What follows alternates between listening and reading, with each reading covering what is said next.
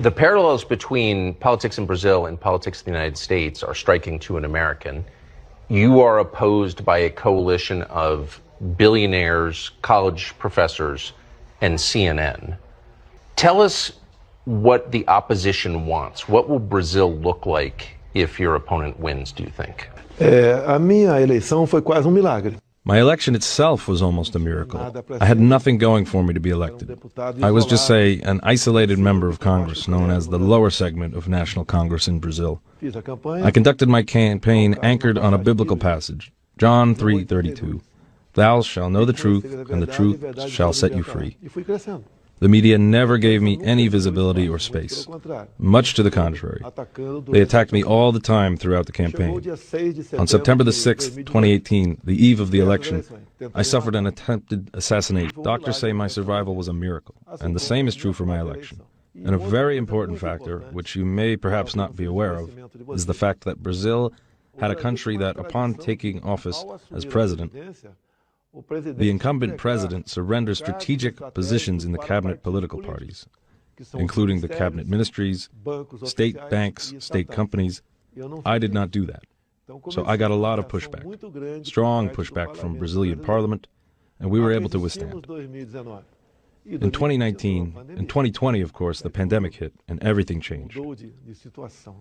And this country was doomed to a fiasco because many governors actually gathered forces through the economy to defeat me. We were able to successfully come to the end of 2020, 2021, and came to a positive balance of about 3 million new job posts created in Brazil during the pandemic. And we're now in the last year of my current term in office, and the left wing is really going desperate, because despite everything, you know, we're doing pretty well. Now, the problems in Brazil are the problems that are there for the whole world, such as, for example, inflation as a result of mistake and policies adopted during the pandemic, such as stay-at-home, and the economy will take care of itself later. The lockdown policies, as well as the war between Ukraine and Russia, which has partly, of course, affected the price of fuels, which in turn, of course, reflects in higher inflation levels. The left wing uses that tries to use that to defeat me. If they do come back to power, in my view, they will never go back or go out of power again. Even former President Lula, I mean, everything he says, despite all the foolish things he says, and despite attacking so many people, such as Christians, for example, when it comes to the issues such as abortion policy and the apparent partnership he has with many crooks and thieves, he wants many crimes to no longer be crimes. And he wants to be able to lend money to dictatorships all around the world. He wants to disarm the good, willing population. They also want to revitalize the MST, the Landless People Movement, and arm them. I mean, they should have no less or no more than 10% of votes, but they do. The opinion polls conducted by Data Following, one of the last polls indicated that Lula is perceived as being more honest than I am. I mean, this kind of opinion poll, of course, is totally mistaken and doesn't work, but they do conduct these polls to attach some element of credibility to potential future manipulation of votes. That's a suspicion we clearly have. That's actually more than a suspicion. We have some circumstantial evidence, and if the left wing does come back to power, in my view, they'll never leave power anymore. And this country will follow the same pathways as Venezuela, Argentina, Chile, Colombia. Brazil will be one more wagon in that train. And the losers will be the Brazilian population, and also the left wing itself. I mean, the left-wing voter will lose as a result, and all of South America will be colored red, if you understand me. And in my view, the United States will become virtually an isolated country in the world. So many questions, but back to the stabbing during your campaign. You were stabbed by a leftist at a campaign event. He was never sent to prison. He went to a mental hospital. Did you think you were going to die? The doctors in the city where I underwent the surgery, and also the following day in Sao Paulo, the capital, they said out of 100 people who were stabbed like I was, only one person survives. And thank God I survived. And also due to my physical preparation, also because of the healthy lifestyle I had throughout my life. So that helped me resist. And as a coincidence on the eve, the day before I had taken a shot of benzidine, a drug that helped fight a more serious, or what would otherwise be a more serious infection because the knife was infected. And the person who stabbed me was affiliated with the left-wing party PSOL. The following day after the stabbing, 3 renowned lawyers came to the town Ruiz de Fora to try to defend the person. And the person who stabbed me, Adalia, on the same day, September the 6th, someone tried to go into the House of Representatives using false documentation, which could serve as an alibi if he had fled the crime scene in Juiz de Fora. So someone tried to use his documents to go into the House of Representatives as an alibi. No one can possibly explain to me why the investigation has not evolved with so many elements available. The media in Brazil is highly concentrated. 90% of all ad dollars go to a company called Globo, which dominates television here. They're opposed to you. How did you win? How could you win again with the entire Brazilian media against you? Existe o peso da imprensa contra mim. Yes, there is the weight of the media against me. True, but social media has been doing a great job in Brazil. My social media channels are among the most interactive in the world. And I believe that today we have about 40% of the population who has not yet expressed their voting intentions, and most of the voters, we believe, will vote for me during the elections. Why is there no Fox News in Brazil? CNN is here. You got over 50 million votes in the last election. CNN's a political player here, so is Globo, but there's no TV channel for your voters? Well, if I could, launch an appeal to you, I can only say that you will be the most welcome in Brazil. You will be an excellent counterpart to the other vehicles or outlets. There are very few media outlets that are really unbiased in Brazil. That's something we need. And we do have one program in the Jovem Pan network called The Dots in the Eyes. The Dots in the Eyes, or The Dots on the Eyes, and they're excellent. They really showcase the good things going on in this country. So you find yourself in a place where the permanent bureaucracy here in Brasilia, the state-owned companies, the media, leaders in countries around Brazil are all opposed to you. You stand effectively alone. Are you bothered by that, or how do you... Brazil is an economic powerhouse in South America. The 10 countries with which we have political, geopolitical, physical borders are not that economically strong as compared to Brazil. We are what you might describe as a cherry on the cake. If Brazil goes down or collapses, the whole of South America will go down and be colored red, if you understand me. What are your opponents' views of Christianity? The left wing, the vast majority of them are atheists. They do not respect anything. They criticize priests and pastors, and Lula himself has said that he will, if elected, he will place priests and pastors and the military in their rightful place, or in the right place in society. For instance, when the U.S. Supreme Court recently changed its understanding and ruling on abortion, the left wing in Brazil did not like that. We did like the new stance taken by the U.S. Supreme Court, because we defend life from its very conception. But not so among the left-wing people in Lula. Lula and the left wing, they often say that abortion is a matter of public health, and it is the woman that should decide. We believe that the life that has been given to a woman does not belong to the woman. And that is a stance espoused by our religion. The Federal Supreme Court Chief Justice Barroso, who favors abortion, he himself stated that it is not the right time to discuss that issue yet. And in case he goes back to power, because there are 2 more positions to be appointed to the Supreme Court, he will certainly, if elected, he will appoint chief justices that will support the abortion policy.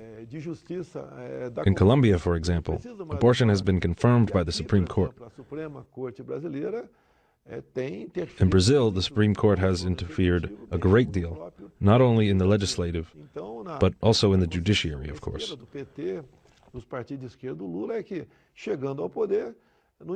Lula and the left wing believe that once they do come back to power, it would be irrelevant to count on those who are elected in Congress,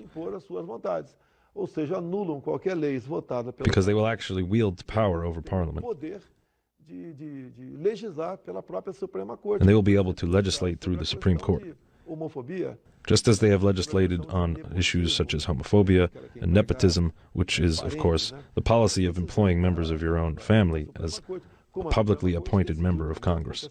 We lowered the tax called IPS, the tax on industrialized goods, and the Supreme Court said that was not correct.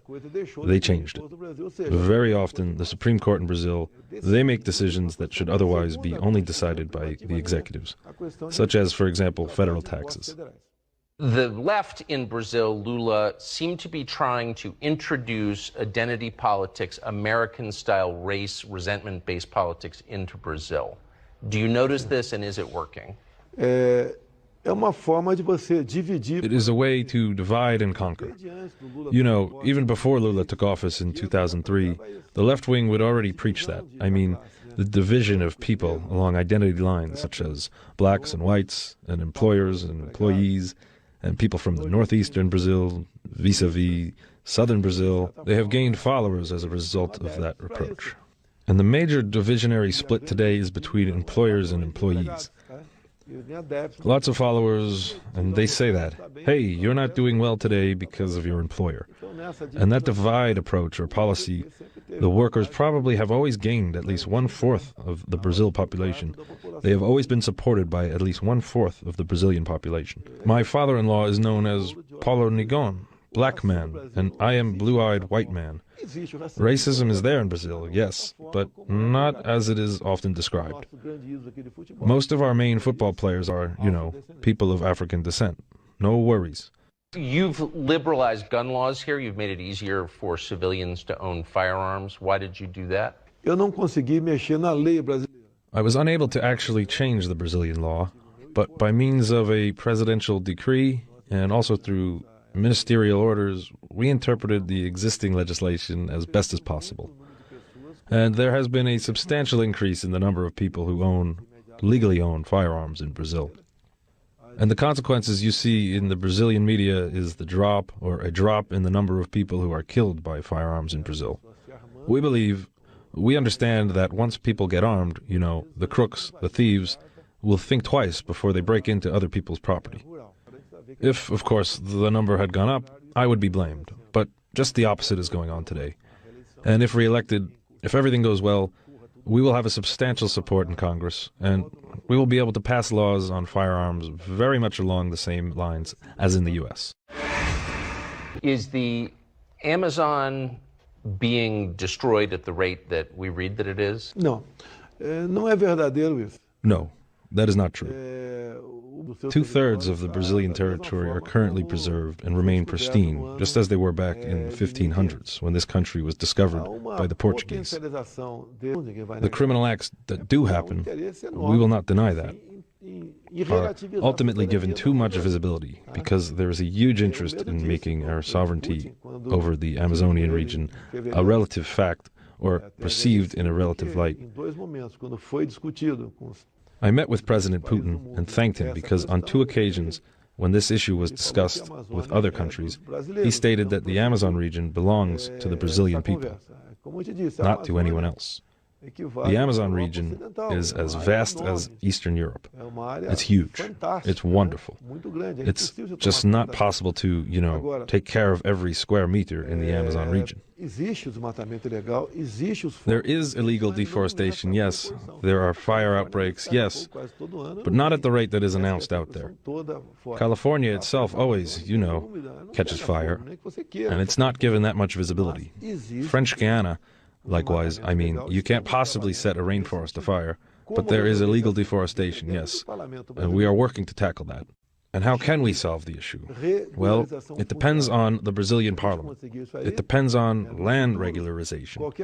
And we need the legislation to be passed to that effect. In the future, any heat focus directed by a satellite will point to the ultimate owner of that land. Where you seem to have a focus of fire or a fire outbreak beginning, You will be able to know whether it belongs to the federal administration or to a private owner or to the riverside people. Sometimes the riverside populations set fields afire for agricultural or cropping purposes, and that technology will certainly help us prevent any kind of deforestation.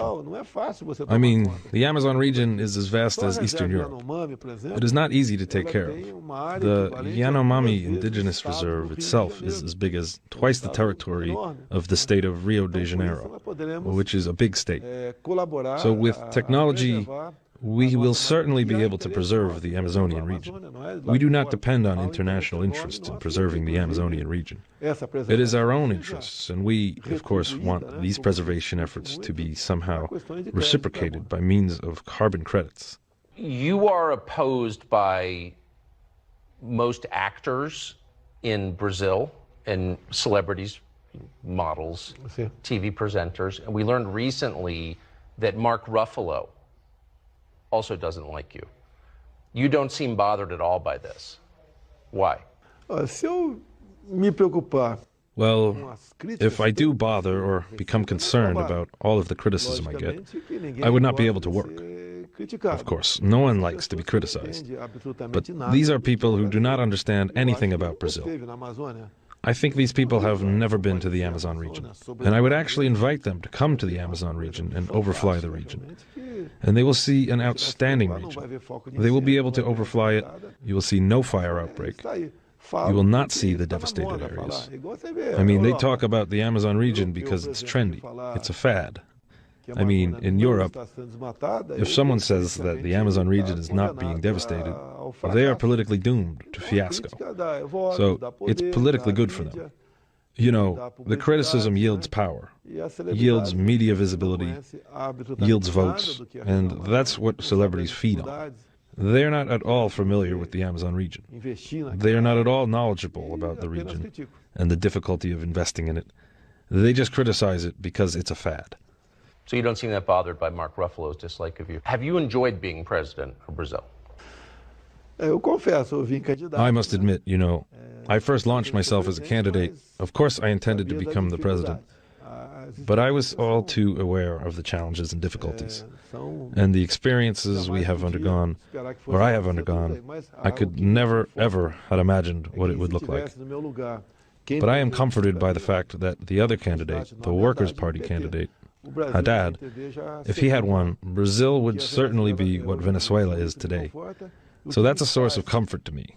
And that encourages me to say to the population that God is the one who has placed me where I am today. Mr. President, thank you for having us. You're welcome. A message to the Americans, God, the homeland, family, and freedom. Thank you so much.